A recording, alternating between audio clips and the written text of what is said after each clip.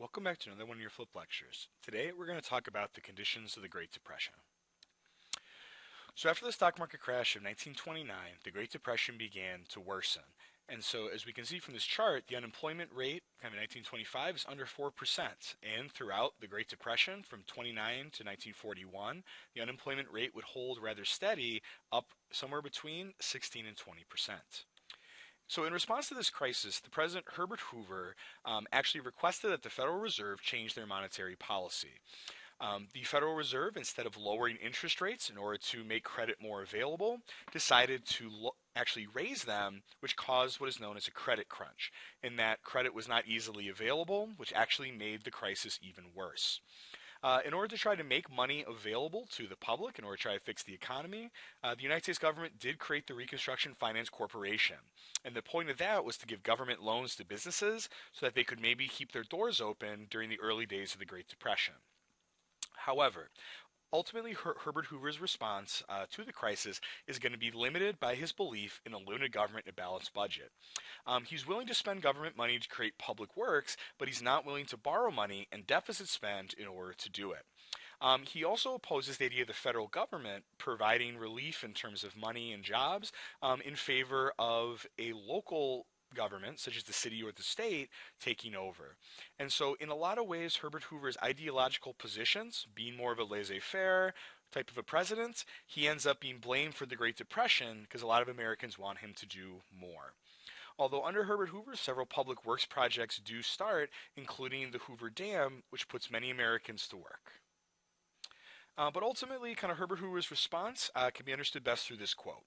He said that economic depression cannot be cured by legislative action or executive pronouncement, that executive wounds must be healed by the actions of the economic body, the producers and consumers themselves. And so Hoover's belief was very simple. The government could not solve this problem. But even though the government couldn't solve the problem, they actually did make a few key policy errors that made the Great Depression worse. One was something known as the Smoot-Hawley tariff that actually raised tariffs on foreign goods. But the problem with this is that at a time when Americans needed a lot of demand for their products, this actually reduced trade instead of expanding it. And then secondly, the Federal Reserve raised interest rates, which made credit harder to get, which made less money was available, which made the Great Depression even worse. But when we talk about the Great Depression, we're not only talking about the United States. It actually is a worldwide economic crisis. With massive unemployment and debt, there are very few safety net programs in any countries, including the United States. And so ultimately worldwide, this time is going to be characterized really by economic and emotional devastation worldwide.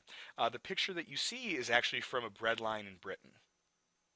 And similarly, an economic crisis in Germany is going to help facilitate the rise of Hitler and the Nazi Party. And so America's reacted to the crisis in a number of different ways. The kind of ubiquitous soup kitchens and bread lines began cropping up in major cities as simple demand for a meal to eat became increased. Also, too, you see a lot of people moving around the country a lot. Migration, in terms of looking for jobs, became the norm, so a lot of people began kind of traveling around the country. What you also see, though, is as people don't have money, prices are going to fall. And farmers and other producers are actually going to destroy crops, destroy products, in order to try to limit the supply to create higher prices. In that picture, these are actually dairy farmers that hijacked a milk truck and are pouring out milk to try to raise the price. Similarly, people who didn't take matters in their own hands also petitioned the government. There were a number of protests in major cities and in Washington, D.C., known as hunger marches. And one particular march, known as the Bonus Army, comprised mostly of veterans, actually went to Washington demanding that their war bonuses, promised to be paid to them in the 1940s, be paid early. Across the country, too, what you see crop up are makeshift living situations. They become known as Hoovervilles in kind of a dark joke about Herbert Hoover, but really these are shanty towns. You kind of create a home out of whatever items you can find. And so because of this, American culture is going to reflect these struggles in two ways. One is going to be through escapism, of trying to kind of escape from the conditions of the Depression, and the other is going to be realism, trying to understand and tell the truth about what was really happening in the country. And so here's a picture of a Hooverville. Most often these were built on kind of the outskirts of cities by people who had lost jobs and had lost homes. And so the bonus army that actually marched on DC was a really large group of people. And so these protests happened throughout kind of the 1920s into the early 1930s, and the government actually used force in order to break these up. The bonus army was actually 43,000 protesters, a lot of them World War I veterans who were demanding that their war money be paid to them. And what happened was the United States Army was brought in, they burned their tent city, and essentially they were driven out of Washington, D.C. And so all of this kind of led a lot of Americans to believe that their government didn't hear them, that their government was not responsive to their problems.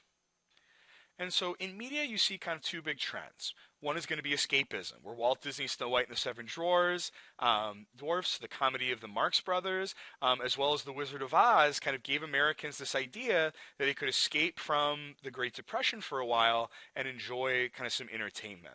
So in particular, The Wizard of Oz, where we go from kind of a very black and white, bleak, Dust Bowl Great Depression scene to kind of the wonders of Oz, reflects this desire from a lot of Americans to have just a little bit of escape from the struggles of this time. Similarly, a lot of films came out trying to celebrate this idea of the American spirit. Frank Capra's Mr. Smith Goes to Washington has a main character who's just full of American ideals, and he is going to fix Washington. The movie Gone with the Wind, set during the Civil War and Reconstruction, champions the heroine, Scarlett O'Hara, who never gives up, and she struggles and survives through the worst of the circumstances, and a lot of Americans found comfort in that and inspiration. On the other hand, realism is going to be a major kind of trend in this time. John Steinbeck writes the novels The Grapes of Wrath and Of Mice and Men. Dorothea Lange and Walker Evans are going to kind of set about the country trying to capture this with photojournalism. And so kind of a new type of art, the photojournalism kind of comes up in order to try to kind of go around the country and make Americans see what was happening. And so the realist movement is about telling the real stories of the real struggles in the United States of this era. So to make matters worse, on top of the economic crisis, there is also a crisis with America's agriculture. And this crisis is going to be known as the Dust Bowl. And the Dust Bowl is going to play out primarily in the Southwest and the West as a major drought throughout the late 1920s, and as well as over-farming the soil, basically robbed it of its nutrients, and the soil became very dusty. Because of this, the wind picked up the dust and created massive dust storms that destroyed millions of acres, hundreds of thousands of farms, and actually dumped dust as far away as the Atlantic Ocean. And so this crisis for farmers, on top of the current economic crisis, is going to place them in a very desperate situation. And so because of this, their farms are destroyed. For the crops they are able to grow, prices are very low because people can't afford food. And so farm after farm is foreclosed upon, and people are forced to leave and become migrant workers heading even further west. This is the setting of Mice and Men.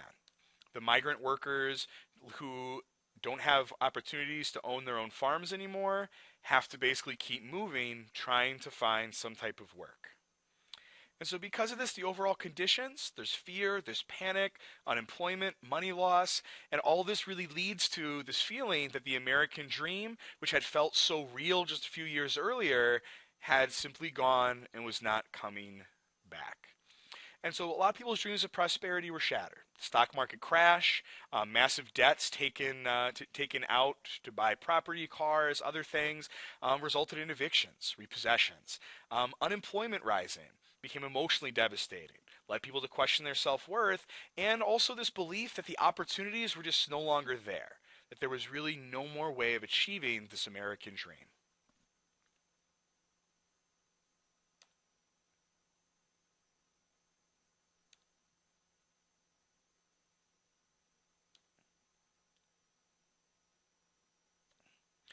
And so ultimately the Great Depression is also going to be a very isolated experience. A lot of families are forced to split up to look for different work, as well as if you were a teenager, you had to decide, could your family still afford to feed you, or should you go off on your own?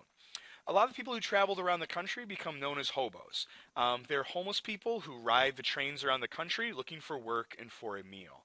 And so there was a large number of people, especially young people, who just simply traveled around the country, formed groups with other traveling hobos, and just tried to find work, tried to find a meal, tried to find anything to survive this Great Depression.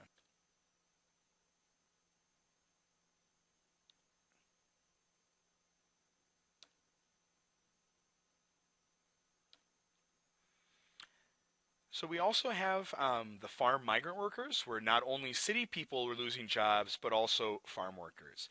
And so this, guys, is the very familiar setting of the novel of Mice and Men, where people are simply struggling, moving around, trying to find some type of opportunity to survive.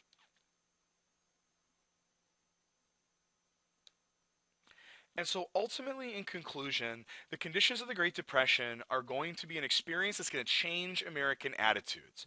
It's going to shake Americans' confidence in the economic system, and it's also going to shake their confidence in the laissez-faire government attitude.